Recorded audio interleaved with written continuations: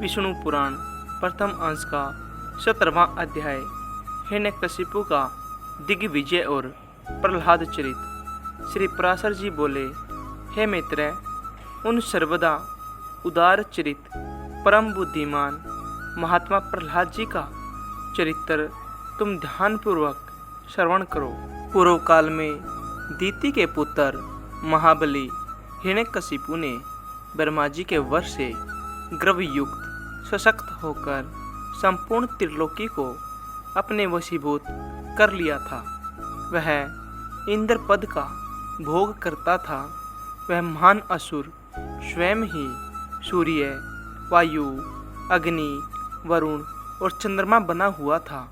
वह स्वयं ही कुबेर और यमराज भी था और वह असुर स्वयं ही संपूर्ण यज्ञ भागों का भोगता था। हे मुनिषतम, उसके भय से देवगण स्वर्ग को छोड़कर मनुष्य शरीर धारण कर भूमंडल में विचरते रहते थे। इस प्रकार संपूर्ण त्रिलोकी को जीतकर त्रिभुवन के वैभव से गर्वित हुआ और गंधर्वों से अपनी स्तुति सुनता हुआ वह अपने अभीष्ट भोगों को भोगता था। उस समय उस मद्यपान आसक्त महाकाय हिरण्यकशिपु की ही समस्त सिद्ध गंधर्व और नाग आदि उपासना करते थे। उस दैत्यराज के सामने सिद्धगण तो बाजे बजाकर उसका यशोगान एवं जय जयकार करते और वह असुरराज मां स्फटिक एवं अभरशिला के बने हुए मनोहर महल में, जहाँ अप्सराओं का उत्तम नृत्य हुआ करता था, प्रसन्नता के साथ मद्यपान करता रहता। उसका प्रहलाद नामक महाभाग्यवान पुत्र था। वह बालक गुरु के पास जाकर बालोचित पाठ पढ़ने लगा।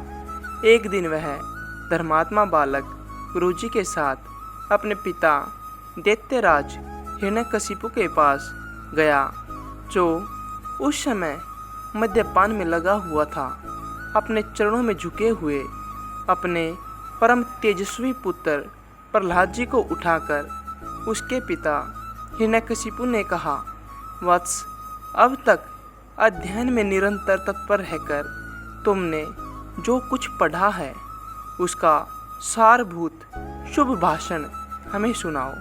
प्रहलाद बोला, पिताजी, मेरे मन में जो सबके सारांश रूप से स्थित है वह मैं आपकी आज्ञानुसार सुनाता हूँ। सावधान होकर सुनिए। जो आदि, मध्य और अंत से रहित, अजन्मा, वृद्धिक्षय, शून्य और अच्युत है, समस्त कारणों के कारण तथा जगत की स्थिति और अंतकर्ता उन श्री हरि को मैं प्रणाम करता हूँ। यह सुनकर दैत्यराज हिरण्यकशिपु ने क्रोध से नेत्र लाल कर प्रहलाद के गुरु की ओर देखकर कपकपाते हुए होठों से कहा, रे दुर्बुद्धि ब्राह्मण धम, यह क्या? तूने मेरी अवज्ञा कर इस बालक को मेरे विपक्षी की स्तुति से युक्त असार शिक्षा दी है। गुरुजी ने कहा, दैत्यराज, आपको क्रोध के वशीभूत न होना चाहिए। आपका यह पुत्र मेरी सिखाई हुई बात नहीं बोल रहा है।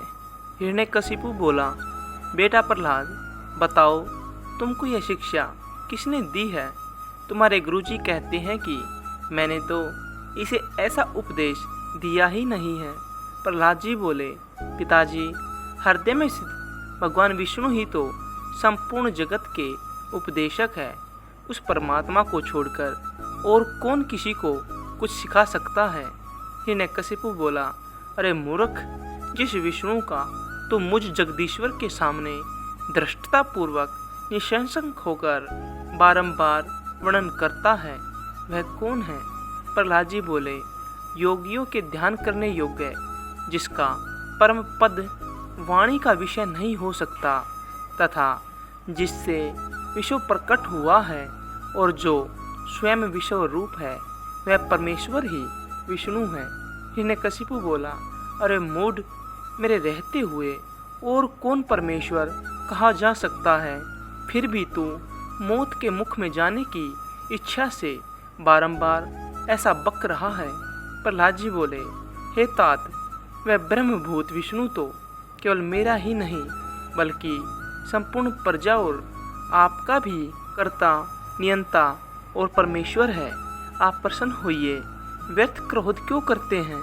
हिरण्यकशिपु बोले, अरे कौन पापी इस दुर्बुद्धि बालक के हृदय में घुस बैठा है, जिससे आविष्ट चित्त होकर यह ऐसे अमंगल वचन बोलता है। प्रहलाद जी बोले, पिताजी, वे विष्णु भगवान तो मेरे ही हृदय में नहीं बल्कि संपूर्ण लोकों में स्थित है। वे स्वर्गगामी तो मुझको, आप सबको और समस्त प्राणियों को अपनी अपनी चेष्टाओं में प्रवृत्त करते हैं। हिरण्यकशिपु बोला, इस पापी को यहाँ से निकालो और गुरु के पास ले जाकर इसे भली प्रकार शिक्षित करो। इस दुर्मति को न जाने किसने मेरे विपक्षी की प्रशंसा में नियुक्त कर दिया है। उसके ऐसा कहने पर दैत्यगण उस बालक को फिर गुरुजी के पास ले गए। प्रहलाद वहाँ गुरुजी की रात दिन भली प्रकार सेवा शुश्रूषा करते हुए विद्याध्ययन करने लगे। बहुत काल व्यतीत हो जाने पर दैत्यराज ने प्रहलाद जी को फिर बुलाया और कहा, बेटा, आज कोई गाथा कथा सुनाओ। प्रहलाद जी बोले, जिनसे प्रधान पुरुष और यह चराचर जगत उत्पन्न हुआ है, वे सकल प्रपंच के कारण श्री विष्णु भगवान हम पर प्रसन्न हो। हिरण्यकशिपु बोले, अरे यह बड़ा दुरात्मा है, इसको मार डालो। अब इसके जीने से कोई लाभ नहीं है, क्योंकि स्वपक्ष की हानि करने वाला होने से यह तो अपने कुल के लिए अंगार रूप हो गया है। उसकी ऐसे आज्ञा होने पर सैकड़ों हजारों दैत्यगण बड़े बड़े अस्त्र शस्त्र लेकर उन्हें मारने के लिए तैयार हुए। प्रहलाद जी बोले, अरे दैत्यो, भगवान विष्णु तो शस्त्रों में, तुम लोगों में और मुझ में सर्वत्र ही स्थित है। इस सत्य के प्रभाव से इन अस्त्र शस्त्रों का मेरे ऊपर कोई प्रभाव न होगा।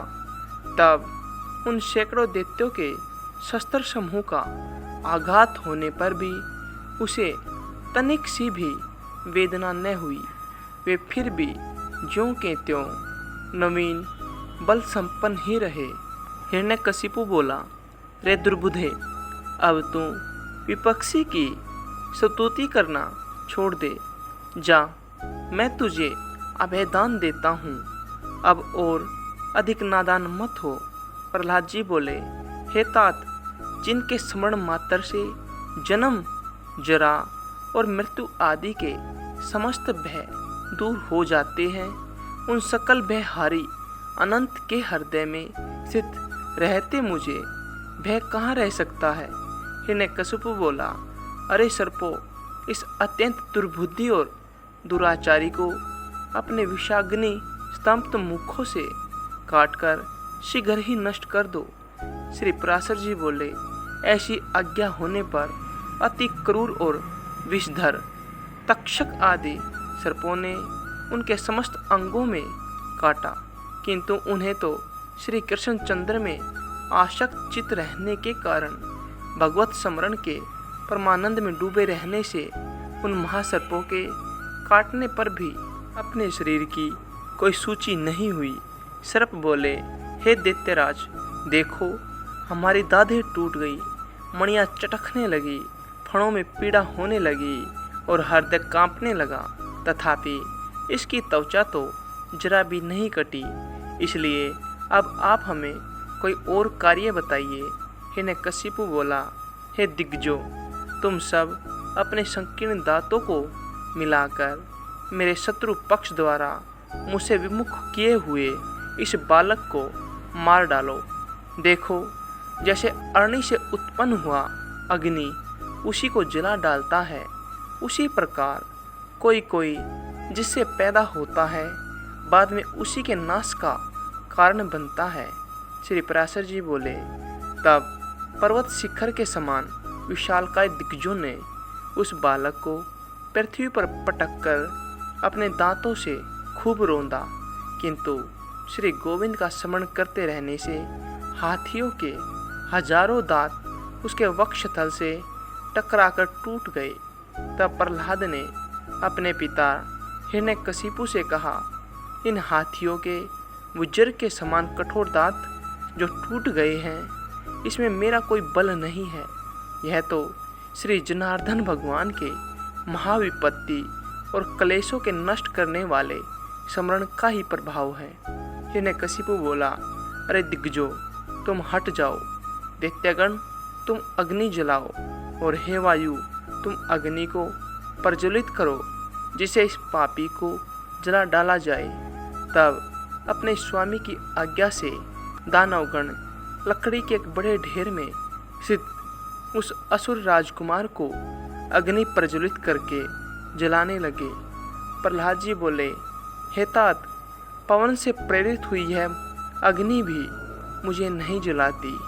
मुझे तो सभी दिशाएं ऐसी शीतल प्रतीत होती है, मानो मेरे चारों ओर कमल बिछे हुए हों। श्री पराशर जी बोले, तदंतर शुक्र जी के पुत्र बड़े वाग्मी महात्मा षडामर्क आदि पुरोहितगण सामनीति से दैत्यराज की बड़ाई करते हुए बोले, हे राजन, अपने इस बालक पुत्र के प्रति अपना क्रोध शांत कीजिए। आपको तो देवताओं पर ही क्रोध करना चाहिए, क्योंकि उसकी सफलता तो वही है। हे राजन, हम आपके इस बालक को ऐसी शिक्षा देंगे जिससे यह विपक्ष के नाश का कारण होकर आपके प्रति अति विनीत हो जाएगा।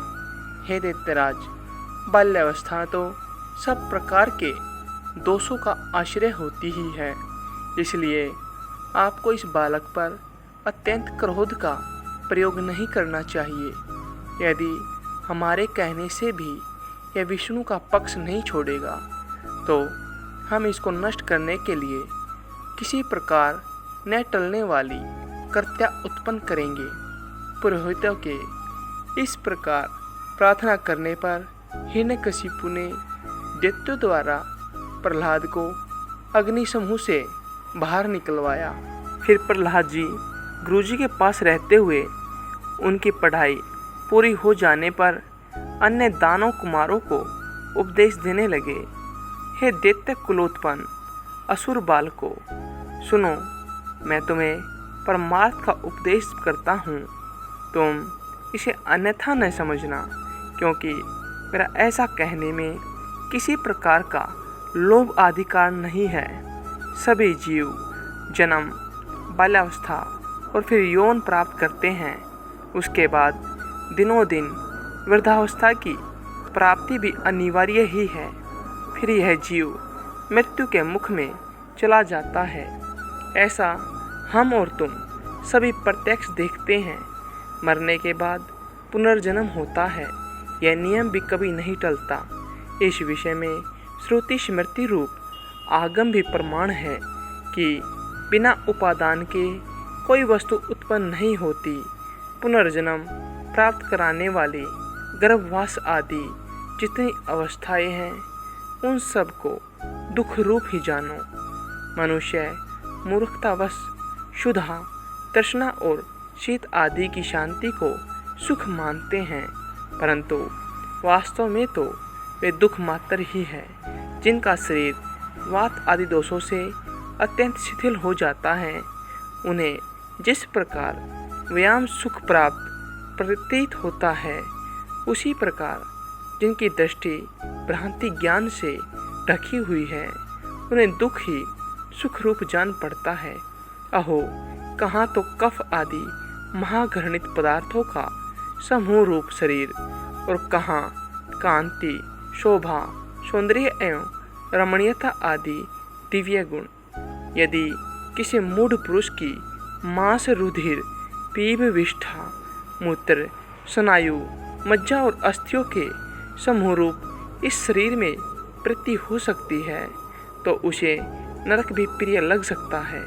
अग्नि, जल और भात शीत, तृषा और क्षुधा के कारण ही सुखकारी होते हैं और इनके प्रतियोगी जल आदि भी अपने से भिन्न अग्नि आदि के कारण ही सुख के हेतु होते हैं।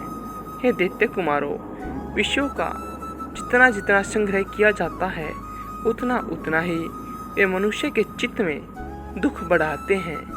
जीव अपने मन को प्रिय लगने वाले जितने ही संबंधों को बढ़ाता जाता है उतने ही उसके हृदय में शोक रूपी शल्य स्थिर होते जाते हैं। घर में जो कुछ धन धान्य आदि होते हैं, मनुष्य के जहाँ तहाँ रहने पर भी वे पदार्थ उसके चित्त में बने रहते हैं और उनके नाश और दाह आदि की सामग्री भी उसी में मौजूद रहती है।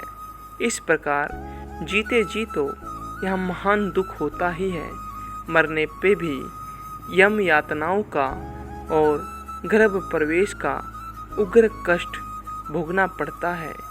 यदि तुम्हें गर्भवास में लेस मात्र भी सुख का अनुमान होता हो तो कहो, सारा संसार इसी प्रकार अत्यंत दुख में है।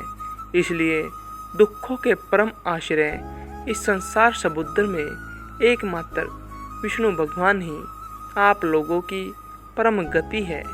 यह मैं सर्वथा सत्य कहता हूँ।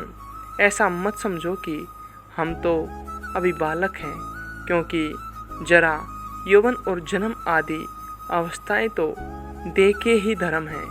शरीर का अधिष्ठाता आत्मा तो नित्य है, उसमें यह कोई धर्म नहीं है। जो मनुष्य ऐसी दुराशाओं से विक्षिप्त चित्त रहता है कि अभी मैं बालक हूँ इसलिए इच्छानुसार खेल कूद लूँ, युवावस्था प्राप्त होने पर कल्याण साधन का यत्न करूँगा, फिर युवा होने पर कहता है कि अभी तो मैं युवा हूँ, बुढ़ापे में आत्म कल्याण कर लूँगा, और वृद्ध होने पर सोचता है कि अब मैं बूढ़ा हो गया हूँ, अब तो मेरी इंद्रियाँ अपने कर्मों में प्रवृत्त ही नहीं होती, शरीर के शिथिल हो जाने पर अब मैं क्या कर सकता हूँ, सामर्थ्य रहते तो मैंने कुछ किया ही नहीं। वह अपने कल्याण पथ पर कभी अग्रसर नहीं होता, केवल भोग तृष्णा में ही व्याकुल रहता है। मूर्ख लोग अपनी बाल्यावस्था में खेल कूद में लगे रहते हैं, युवावस्था में विषयों में फंस जाते हैं और बुढ़ापा आने पर उसे असमर्थता के कारण व्यर्थ ही काटते हैं। इसलिए विवेकी पुरुष को चाहिए कि देह की बाल्य, यौवन और वृद्ध आदि अवस्थाओं की अपेक्षा न करके बाल्यावस्था में ही अपने कल्याण का यत्न करे। मैंने तुम लोगों से जो कुछ कहा है उसे यदि तुम मिथ्या नहीं समझते तो मेरी प्रसन्नता के लिए ही बंधन को छुटाने वाले श्री विष्णु भगवान का स्मरण करो। उनका स्मरण करने में परिश्रम भी क्या है, और स्मरण मात्र से ही वे अति शुभ फल देते हैं तथा रात दिन उन्हीं का स्मरण करने वालों का पाप भी नष्ट हो जाता है। उन सर्वभूत प्रभु में तुम्हारी बुद्धि अहर्निश लगी रहे और उनमें निरंतर तुम्हारा प्रेम बढ़े।